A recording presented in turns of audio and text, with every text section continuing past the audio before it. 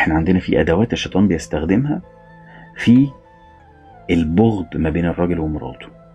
اول اداة من ادوات الشيطان سهلة جدا ان انت تعرفها. هو ايه اكتر شيء يجيده الشيطان؟ طب بلاش يجيده، ايه اول شيء خرج الشيطان من رحمة ربنا؟ الكبر. انا الاول، انا الاحسن، انا. وعشان كده اقعد ما بين اتنين بيتخانقوا، ازواج، هتلاقي كلمة انا اكتر كلمة في الحديث اتقالت.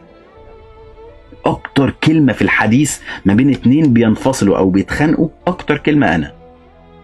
ليه؟ لانه الشيطان قاعد للاتنين بيجي على ودنك فتقول هي الكلمة، فيقوم قايل لك لا انت لازم تقول لها، لازم ترد عليها، انت هتسيبها؟ لا ده انت الراجل، ده انت الراجل اللي يعني اللي لازم تكسرها عشان ما تفتكرش انها جامده عليك. لا، اديها كلمه عرفها مقامها.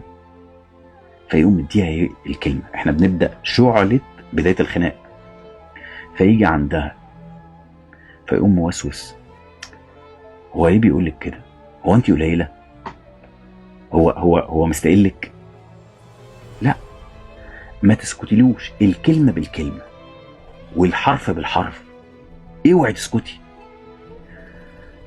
عارف انت دايما مدخل من مداخل الشيطان هو مش بيوسوس لك بانه يقول لك بقول لك ايه، يعني اشتمها عشان تاخد سيئة، مش هيقول لك كده. لا، وهيقول لك دايما هيدخل لك من الحتة اللي هي انت تصدقها.